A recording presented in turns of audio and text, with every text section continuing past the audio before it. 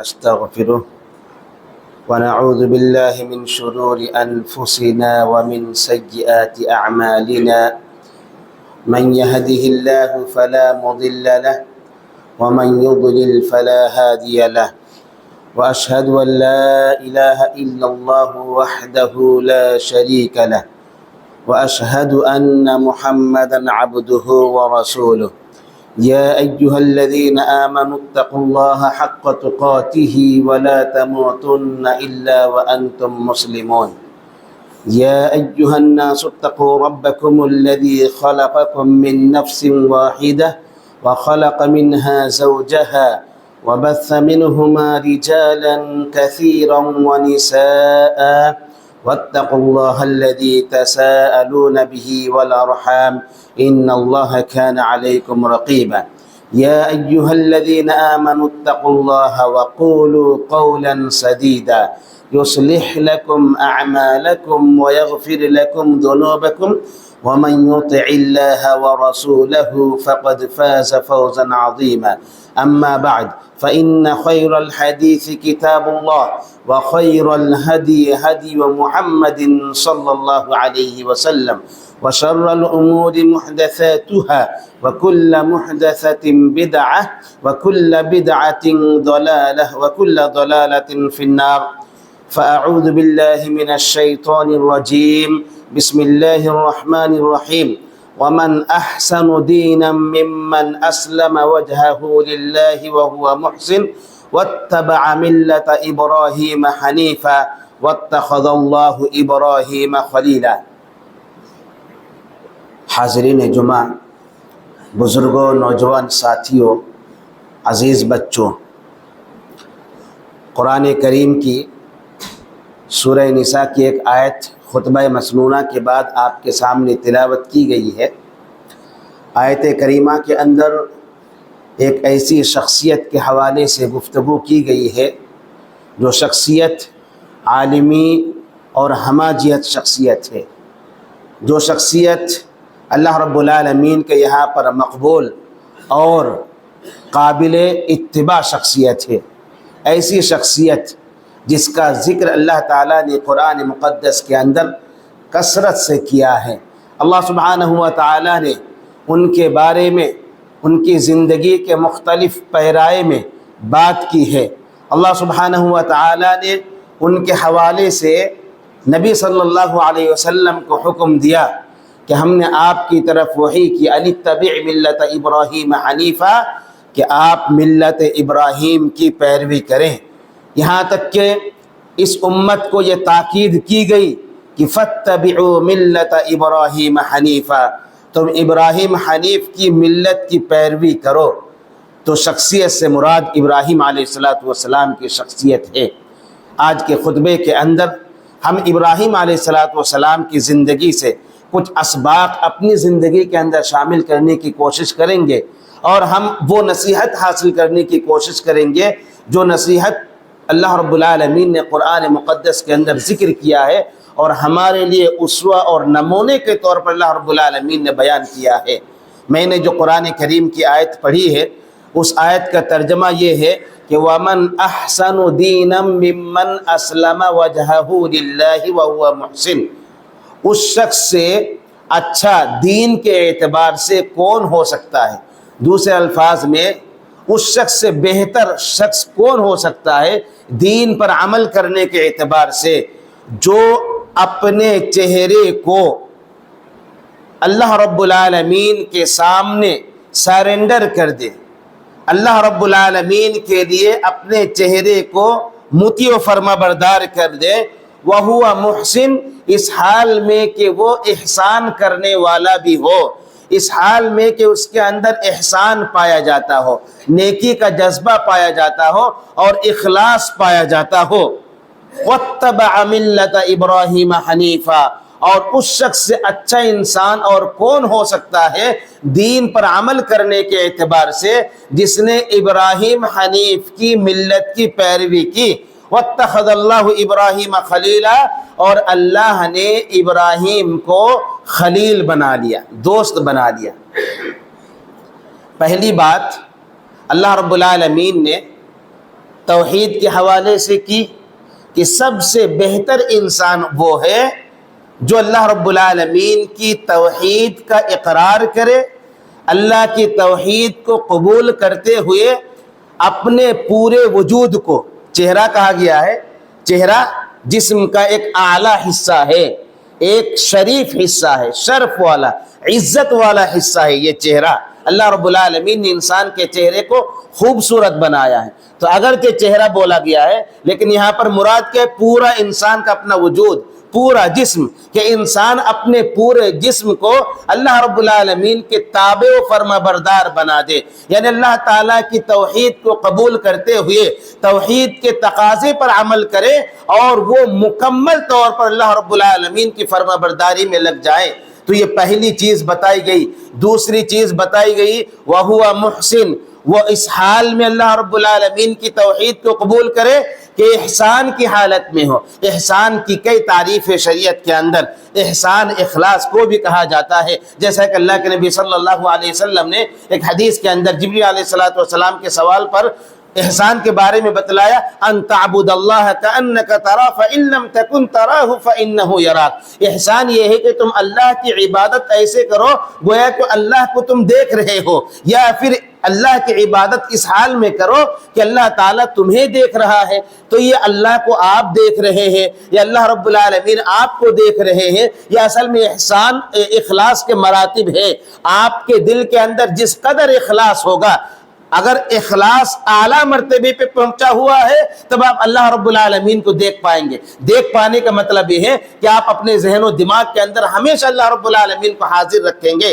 اور اگر اخلاص کا ایک مرتبہ یہ بھی ہے، اس سے کم تر مرتبہ ہے کہ کم سے کم یہ ہو کہ آپ جب عبادت کریں تو آپ کے ذہن و دماغ میں یہ بات رہے کہ اللہ رب العالمین آپ کو دیکھ رہا ہے۔ تو احسان کا ایک مطلب کیا ہے کہ اخلاص۔ تو یہاں پر اخلاص مراد ہے کہ انسان توحید کو اپنائے اور ساتھ میں اخلاص اپنے دل کے اندر پیدا کرے۔ تو توحید میں اخلاص کا مطلب کیا ہے؟ توحید میں اخلاص کا مطلب یہ ہے کہ آپ شرک سے بچے رہیں۔ تو یہاں پر وَهُوَ مُحْسِن کا مطلب یہ ہوا کہ آپ اپنے چہروں کو اللہ رب العالمین کے آگے جھکا دیں، ساتھ ہی ساتھ آپ کسی اور کے آگے نہ جھکائیں، کسی بت کے آگے نہیں، کسی اور اللہ کی مخلوقات جو معبودان باطلہ ان کے آگے نہیں، بلکہ اخلاص کو اپناتے ہوئے خالص اللہ رب العالمین کے سامنے اپنے چہرے کو جھکا دے۔ اب یہ والی بات کہنے کے بعد انسان کے لیے ایک نمونہ ہونا چاہیے، ایک آئیڈیل ہونا چاہیے انسانوں میں سے ہی۔ تو اللہ رب العالمین نے آئیڈیل کے طور پر ابراہیم علیہ السلام کا ذکر کیا۔ کیا فرمایا؟ وَاتَّبَعَ مِلَّةَ إِبْرَاهِيمَ حَنِيفًا، اور جس نے ابراہیم حنیف کی، ابراہیم علیہ السلام کی ایک صفت بتائی گئی حنیف، ابراہیم حنیف کی ملت کی پیروی کرے، اس شخص سے اچھا انسان اور نہیں ہو سکتا ہے۔ تو یہاں پر ابراہیم علیہ السلام کی ملت کی پیروی کی بات کہی گئی ہے۔ تو سب سے پہلے تو ابراہیم علیہ السلام کی ملت کیا ہے؟ آپ پھر پورا قرآن پڑھیں، ان کی ملت کا ذکر کیا گیا، خاص طور پر توحید کے معاملے میں، اللہ رب العالمین کی فرما برداری کے معاملے میں، اسی طرح سے آخرت کے اعتبار سے اور دنیا کے اعتبار سے، جینے کے اعتبار سے۔ آخرت کے اعتبار سے آپ دنیا میں کس طرح سے جیے، اور دنیا کو بھی ایسا نہیں کہ آخرت کے لیے صرف جیے، دنیا میں جب آپ رہیں تو دنیا میں بھی جینے کے لیے کچھ چاہیے۔ تو یہ والی بات بھی اگر آپ کو سیکھنی ہے تو ابراہیم علیہ السلام کی زندگی کے اندر سیکھے کہ انہوں نے آخرت کو ترجیح دی لیکن دنیا کو نہیں چھوڑی۔ اور قرآن پڑھتے جائے تو آپ کو پتا چلے گا کہ ابراہیم علیہ السلام اخروی اعتبار سے اور دنیاوی ضرورت کے اعتبار سے زندگی گزارتے تھے۔ تو اس اعتبار سے ان کی ملت کی پیروی کا حکم دیا گیا۔ ساتھ ہی ساتھ شرک کی تردید، کفر کی تردید، کافروں سے معاندہ، کافروں سے براعت کا اظہار کرنا، ان سے الگ تلگ ہو جانا کہ تمہارا راستہ الگ، میرا راستہ الگ، چاہے سامنے وہ باپ ہی کیوں نہ ہو، چاہے سامنے وہ ماں ہی کیوں نہ ہو، چاہے سامنے وہ بھائی ہی کیوں نہ ہو، چاہے سامنے وہ قوم کے سارے لوگ ہوں، یا پھر سامنے طاقتور ترین انسان یعنی اس وقت کا بادشاہ ہی کیوں نہ ہو، اگر تمہارا راستہ شرک کا راستہ ہے تو پھر تم سے کوئی تعلق نہیں ہے۔ اور اس بنیاد پر ابراہیم علیہ السلام کی ملت کی ہمیں پیروی کرنے کا تاکید حکم دیا گیا ہے کہ ابراہیم علیہ السلام کی ملت کی ہم پیروی کریں۔ ایک اہم بات کہی گئی ہے ابراہیم علیہ السلام کے بارے میں واتخذ اللہ ابراہیم خلیلا، بہت بڑی بات ہے یہ، اور اللہ نے ابراہیم کو خلیل بنا لیا، دوست بنا لیا۔ ذرا سوچیے کس مقام تک وہ پہنچے ہوں گے، ان کا مرتبہ کیا ہوگا کہ اللہ نے قرآن کے اندر اعلان کیا، جبکہ قرآن کے اندر کسی اور کے بارے میں اعلان نہیں ہے۔ یہ اور بات ہے کہ نبی صلی اللہ علیہ وسلم کے تعلق سے بھی اللہ رب العالمین نے ہمارے نبی صلی اللہ علیہ وسلم کو بھی خلیل بنایا، جیسا کہ اللہ کے نبی صلی اللہ علیہ وسلم کی حدیث بخاری کے اندر کہ اتخذنی خلیل، اللہ نے مجھے خلیل بنا لیا، کما اتخذ ابراہیم خلیلا، جیسا کہ اللہ نے ابراہیم علیہ السلام کو خلیل بنا لیا تھا۔ تو ہمیں یہ سمجھنا ہوگا کہ یہ خلت کیا چیز ہے، یہ دوستی کیا چیز ہے کہ اللہ نے ابراہیم علیہ السلام کو دوست بنا لیا۔ تو سب سے پہلے بات تو یہ ہے کہ ابراہیم علیہ السلام نے خود اللہ تعالیٰ کو خلیل بنایا، جس طرح سے نبی صلی اللہ علیہ وسلم نے اللہ رب العالمین کو اپنا خلیل بنا لیا۔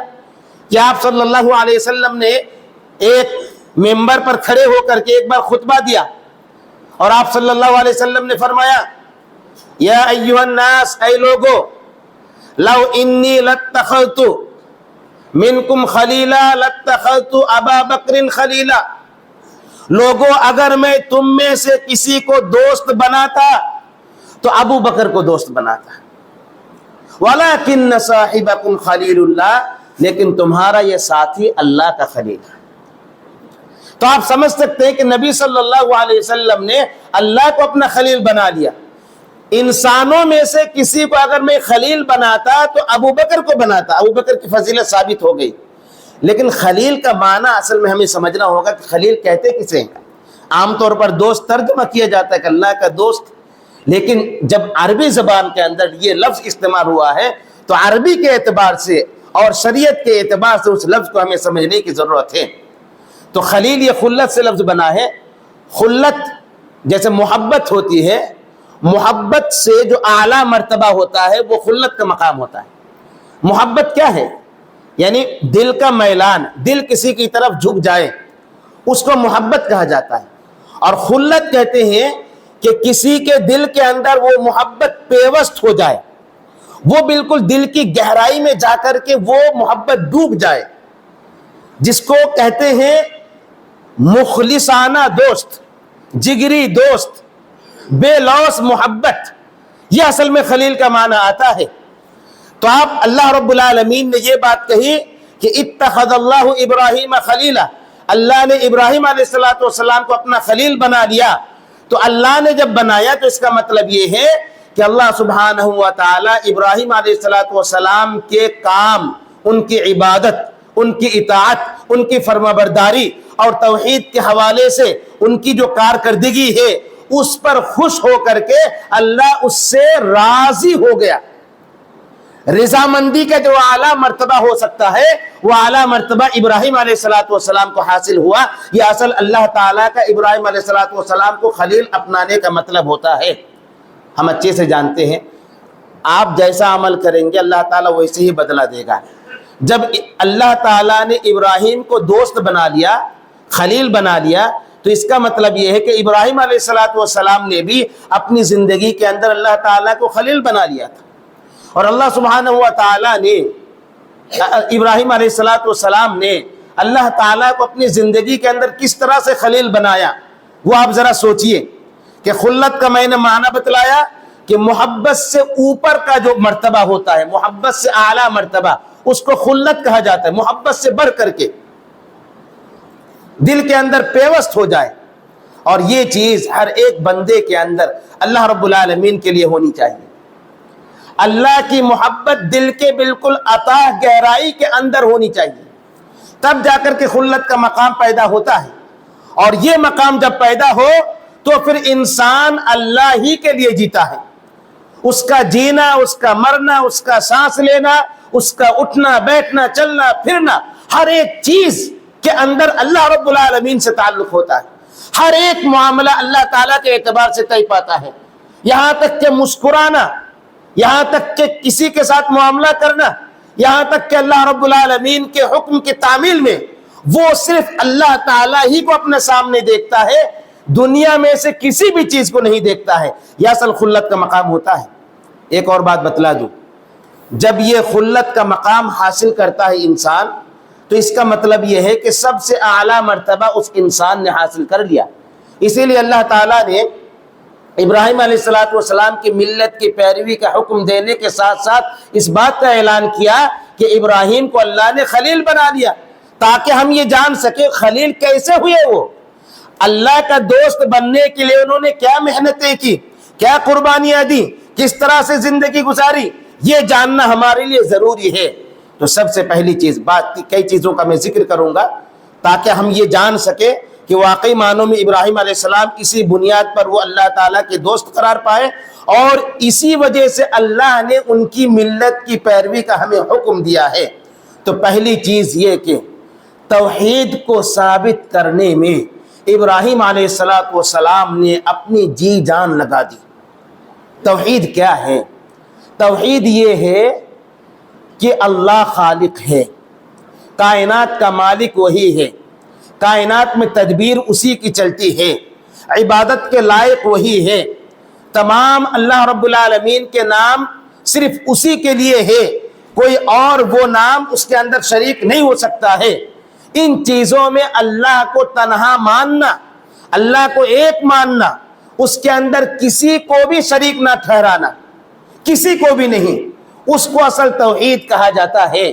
اللہ تعالیٰ نے ہمیں جب زندگی دی تو ہم سے مطلوب ہی یہی ہے کہ ہم توحید کے مطابق زندگی گزاریں، اور توحید کے مطابق زندگی یہ ہے کہ اللہ رب العالمین کی عبادت کے ساتھ ہم زندگی گزاریں۔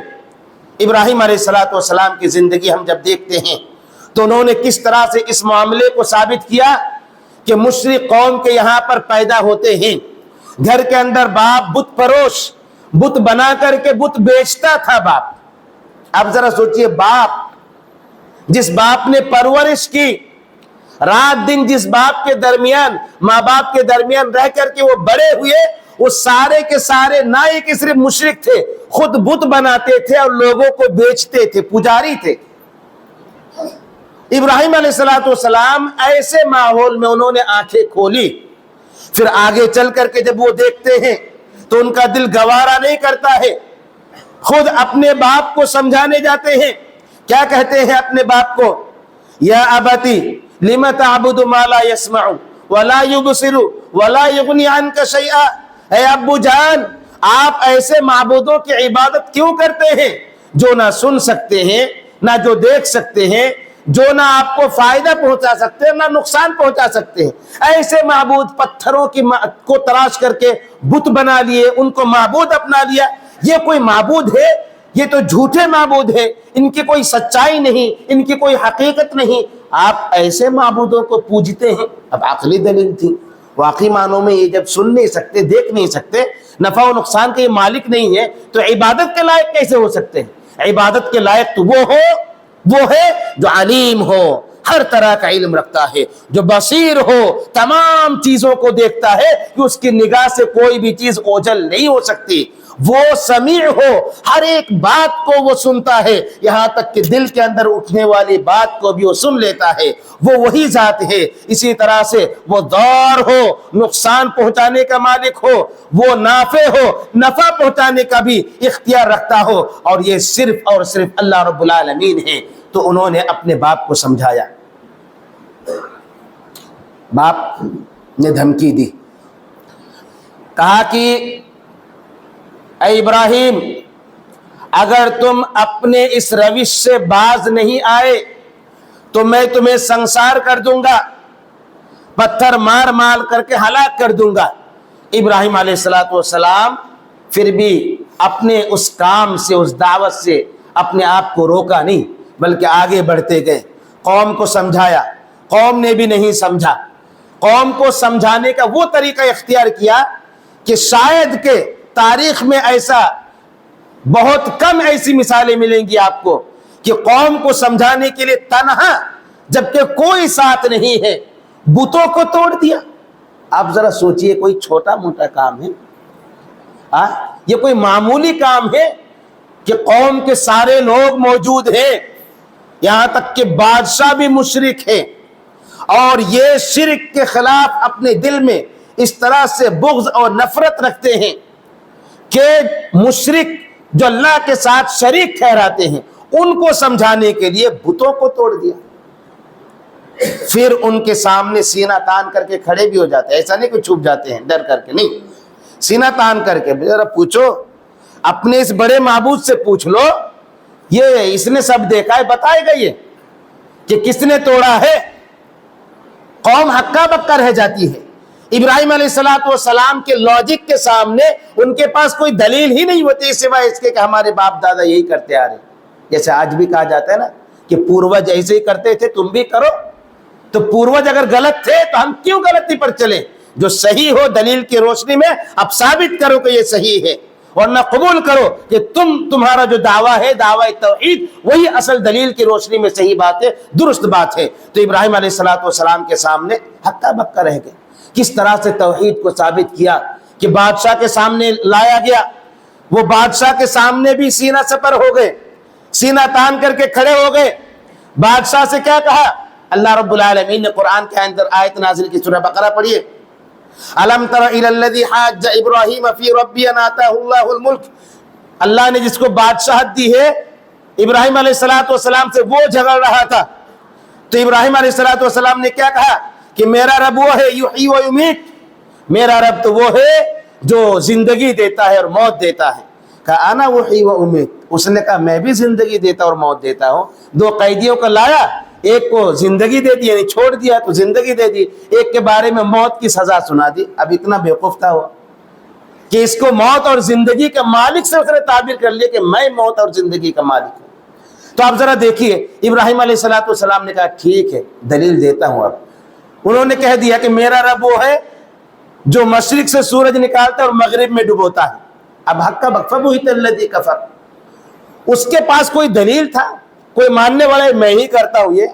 خود انسان بھوک لگ جاتا ہے تو پھر وہ کھانے کے لیے تڑپتا ہے، وہ خود محتاج ہے، وہ کیا سورج نکالے گا؟ تو اس کے سامنے کوئی دلیل نہیں تھی۔ ابراہیم علیہ السلام کے دلیل کے سامنے سب فیل ہو گئے۔ کیا کیا انہوں نے؟ کہا کہ اس کو آگ میں جلا، خندق کھودا گیا، لکڑیاں جمع کی گئی، ابراہیم علیہ السلام کو منجنیق کے ذریعے سے آگ میں پھینکا گیا۔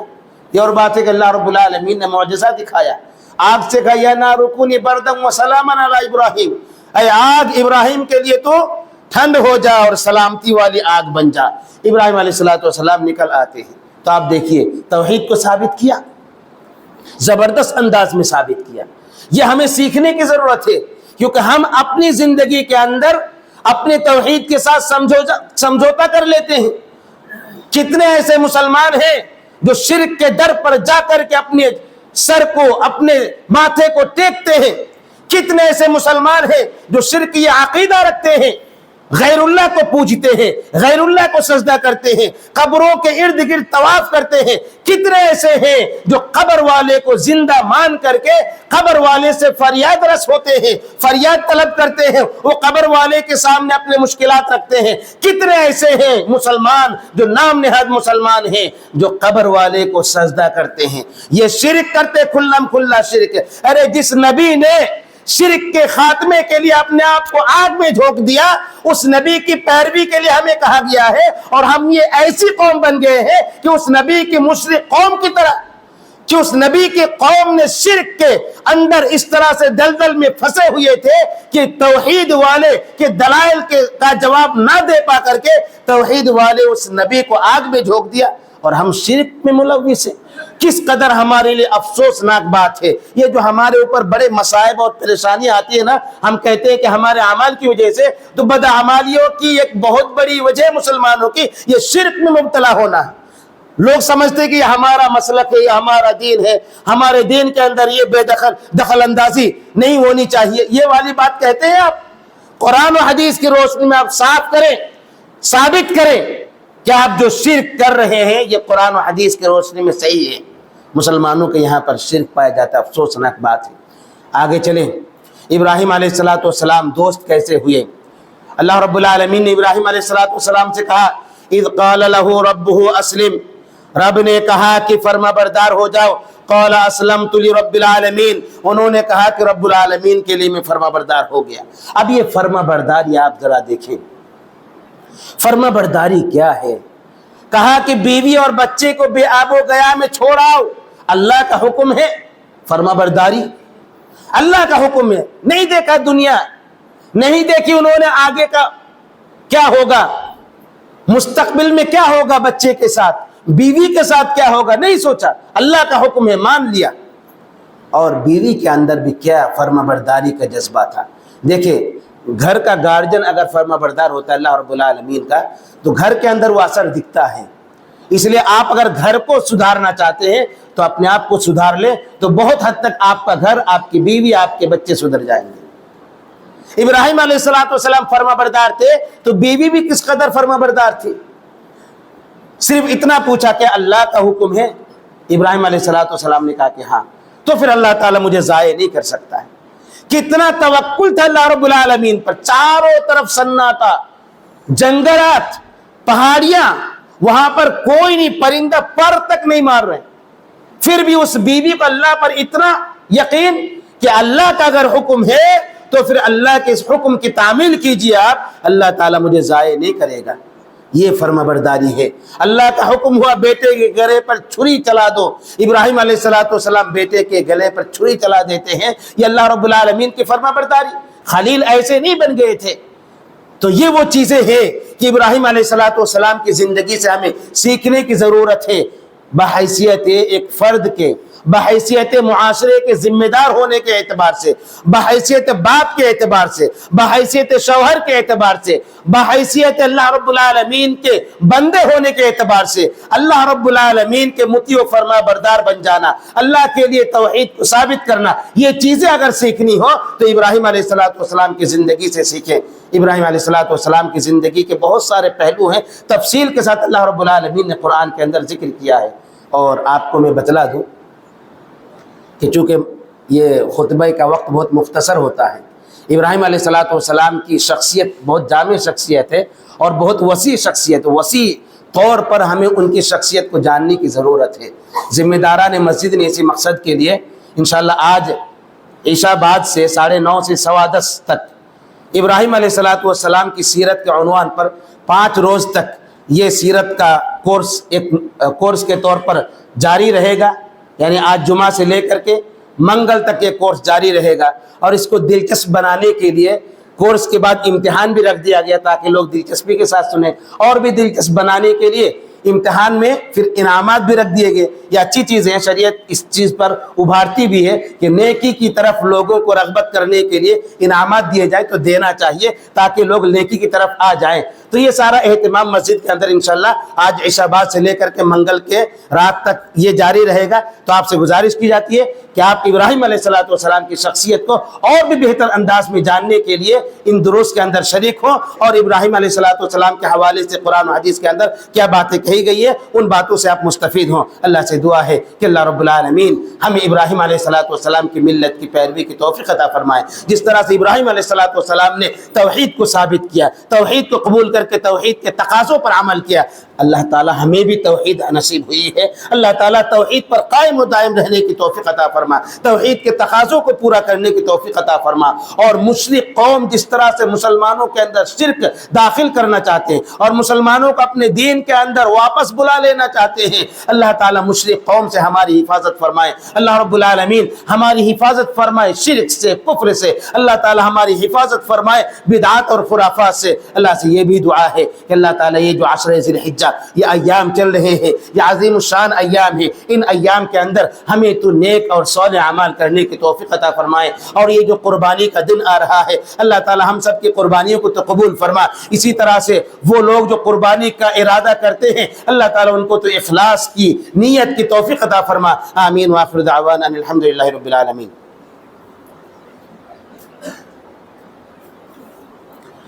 إن الحمد لله نحمده ونستعينه ونستغفره ونعوذ بالله من شرور أنفسنا ومن سيئات أعمالنا من يهده الله فلا مضل له ومن يضلل فلا هادي له وأشهد أن لا إله إلا الله وحده لا شريك له وأشهد أن محمدا عبده ورسوله أما بعد فإن خير الحديث كتاب الله وخير الهدي هدي محمد صلى الله عليه وسلم وشر الأمور محدثاتها وكل محدثة بدعة وكل بدعة ضلالة وكل ضلالة في النار.